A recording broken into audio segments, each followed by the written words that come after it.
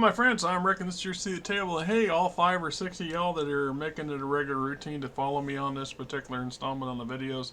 Well, I tell you, these are the least popular videos I've done in a long time. I get it. It's boring and dry for most people who don't give a damn about this shit. It is what it is. So we're still in the middle of working on little details for cycle 12, and one of them is that a couple cycles ago I created some Xeno Scouts to send over to that swamp world, planet Moon, whichever the hell it is, to do some more in-depth research on snooping around, because we know there's a native population there, and it has a moderate industrial base, so the house kind of wants to know more about what's going on in there, and so on and so forth.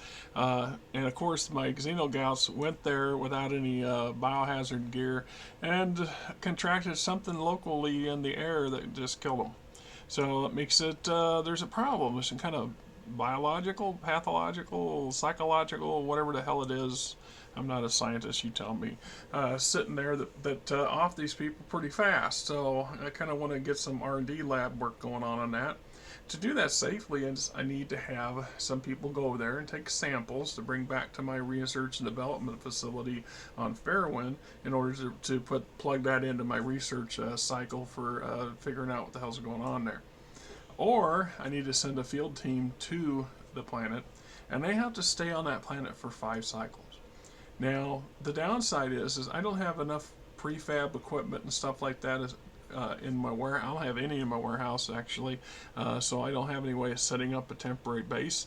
That would involve parking my drop shuttle or one of my scouts that ships over there.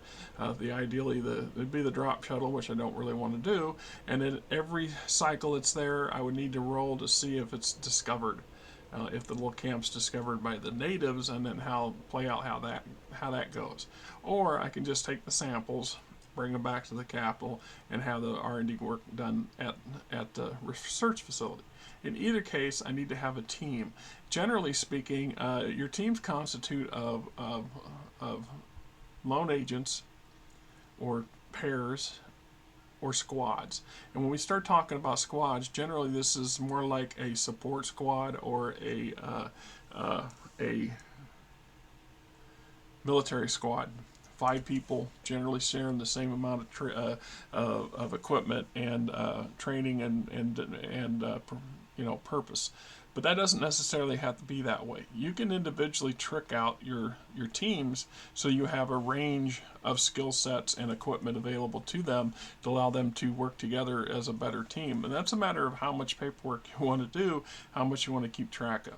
One of the things, so I'm looking at creating a field research team. So this would be a squad-based unit. And I now have enough hazard material suits, I call them Howie suits, to outfit both them and the crew of the shuttle, and potentially give them some kind of security. The problem is my drop shuttle is limited in its capacity for housing. Right? It doesn't have a whole lot of cabin space in there for additional troops or people. I'll have to look at what the stats are. It's generally an open cargo bay, and you can put supplies, food, water, oxygen, that kind of stuff in there to keep the shuttle operating. The shuttle is self-contained, so it then, yeah, you can sure see that light coming in through that window over here, can't you? I mean, I can't. The curtain we have is just, it sure is bleaching out the screen, or I mean, I don't know. I noticed that on a video I did earlier, it was just a little too bright. Anyway, so I have to look at my shuttle to see what its capacity is for transport and how I can set them up. And in this case, one of those commercial cruise liners that came through had brought in some tech specialists. Among them was a Tech 3 level scientist. So I want to assign my Tech 3 scientist to head team. FRT 1. So field research team, or acronym FRT1, will be led by a Tech 3 scientist. That would mean I would have 4 additional members of the squad.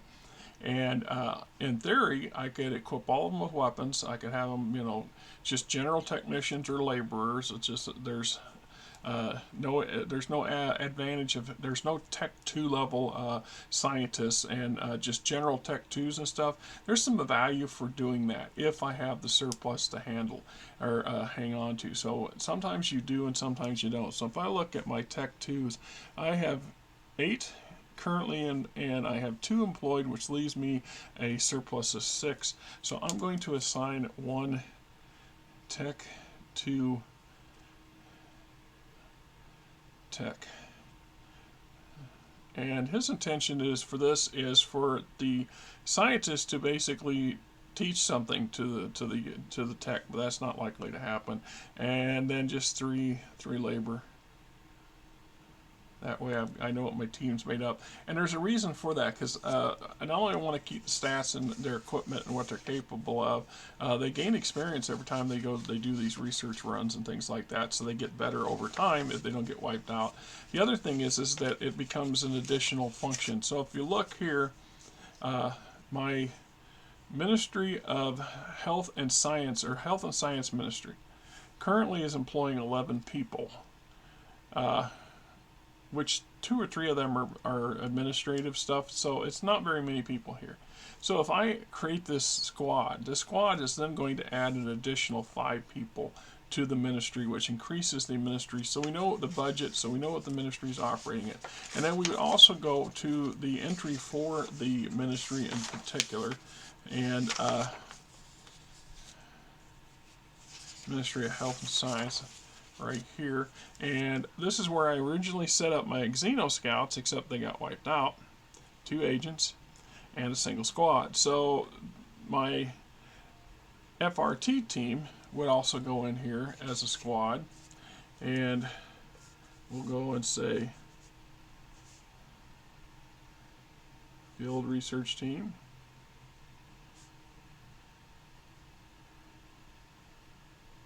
And then there'll be just 1 squad, which adds another 5 people to the ministry, and another little bit of another quarter credit to the monthly budget. So the budget goes up. I have to keep track of you're supposed to keep track of all that stuff. So, and I updated this on cycle 12. So that way if we go back and we update stuff, I always try to write, because I don't generally go to see every cycle. So this was cycle 7 last time I messed with culture and education, and so if I come back and I adjust things for it, then I would set up and go from there. But in this case, I'm going back to my Health and Sciences Ministry. Well, I'll tell you what, Thursday, Friday, I had some kind of pulled muscle in my back or twinge in my back. I was brutal. I was suffering. Not anybody gives a shit, but it is what it is. So the Tech 3 scientist, and yes, so one of them's a specialist, and 3 workers, and the Tech 2 guy, and our Tech 2 guy. So our total for the ministry is now going to be 11, 14, 15, 16 people, right? I mean, it's a matter of how you want to look at it. This stuff's important to me, so it kind of helps control what you can and can't do, and put some checks and balances and limitations. Keep in mind that the whole point of this game, in a lot of aspects, is it's a solo game. It was always intended from the very originally to, if you got nothing to do and you got, you're tired of your cell phone. I mean, it's almost impossible to think of in this day and age with everybody. But there are points and times where this sort of stuff it can be enjoyable. It can be fun. You can also do this as a group project. I mean, that's how a lot of my would-be novels came about. Was friends they got so deep into their houses and their construction and stuff. It just kind of led to us running and writing bits and pieces on it, and co-writing each other's stuff and bouncing around. So yeah, my friend Shannon and I co-wrote probably 3 novels. Mostly it's his responses to me setting up scenarios for his each cycle, playing it out, and then we went from there because it just seemed so much more naturally intuitive. So this gives these guys some equipment, and then I want to look at my warehouse because once again they need to have safe stuff, weapons, and so on and so forth. I'm currently this cycle producing another round of Howie suits, and the next round I'm going to do a couple rounds of automatic rifles, AR rifles, because the research concludes in this turn. And like I said, I already did so my research for the 2 fauna flora scenarios that I've already did some videos on. I think you should hopefully have seen. I should have posted at least one of those before I do this, post this video, but I can't guarantee it. So right, so in their cases I want to find 2 more things for them to research. Now, in theory, the shuttle takes 2 cycles. It takes 1 cycle to go over for them to get samples and stuff.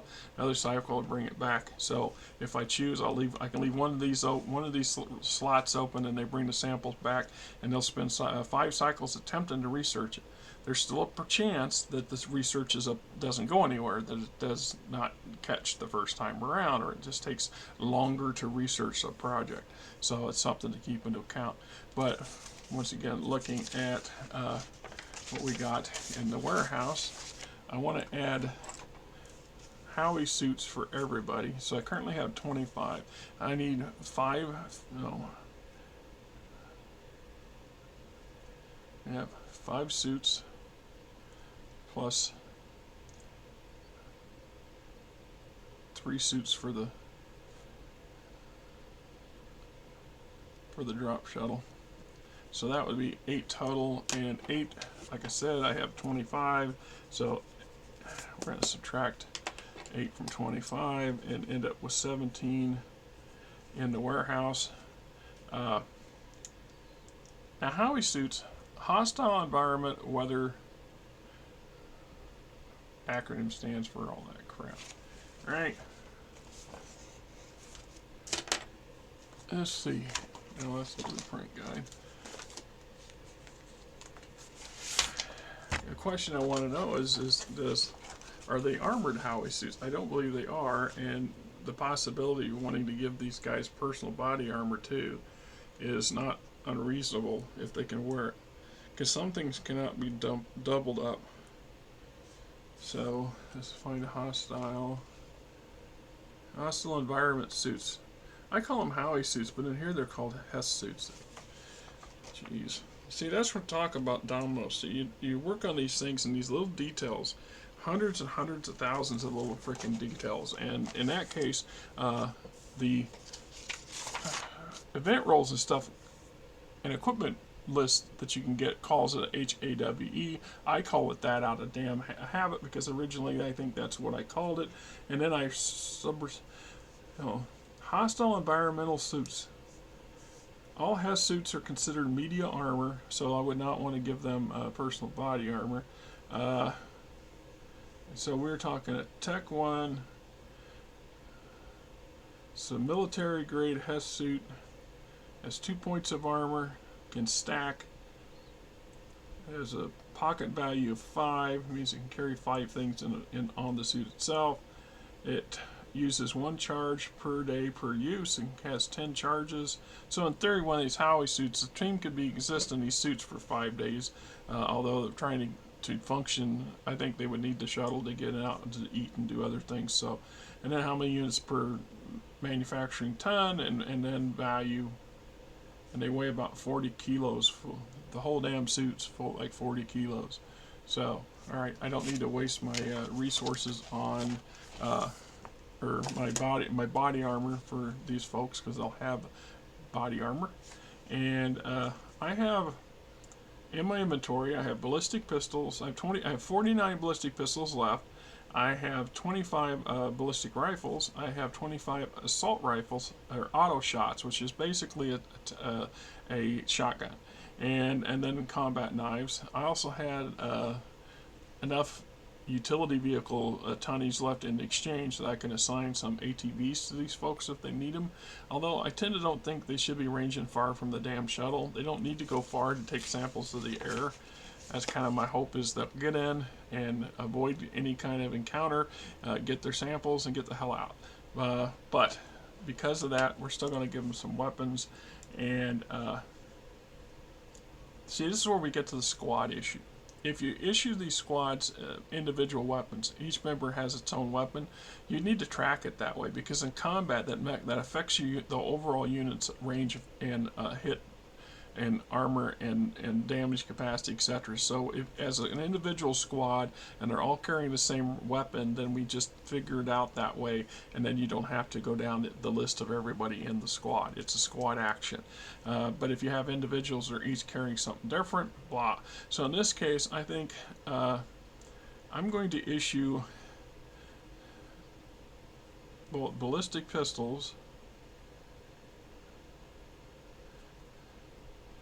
plus the shuttle. So we're going to give them 5 pistols plus 3 for the shuttle. That gives us 8. So the shuttle crew will be armed, and I'll make notes on the shuttle's entry for that. See, now the sun's gone down a little bit. I don't know. It's just bear with it. 5, 8. Most of you, you know, if you've been lugged down this long, hey, you're the man. You're the man, Stan. You hung in this long. I mean, most people get in about 2 minutes or 30 seconds according to the analytics, and then bail. And I'd say it is what it is. Right, and combat knives. I'm just going to give them all combat knives. And it'll be 5 plus 3, because like I said, I want the crew. The shuttle's going to be fully equipped too, because it'll need these things down the road. So that brings us to 42. 42 knives left in the warehouse, and that's pretty much it for the moment. I don't have any other gear that I can hand over and give to them, but I wanted to go and touch on a couple other things. You can see how fast these folders can, you know, start to build up. These things, yeah, there's a lot to them. So when I'm looking at going back to this, the leader of the team is the specialist. So this specialist has a slightly better ranking than the rest of the team. That makes him the leader. The leader has a modifier that applies to the rest of the squad. And so in certain situations, this gives them a boost. I have a dedicated leader to the end, and that leader would get their rank points separate, and the crew, and then everybody else gets their rank points. I mean, it's just kind of the way it plays out. So when I look at the scientist for technicians, if ideally, I would like to have a health specialist to go with this crew, but I don't have one to spare.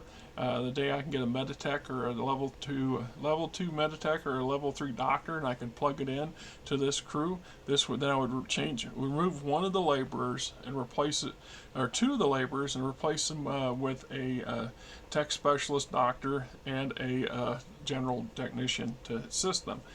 This would improve the ability of this team, and its repertoire would increase what it's able to potentially research.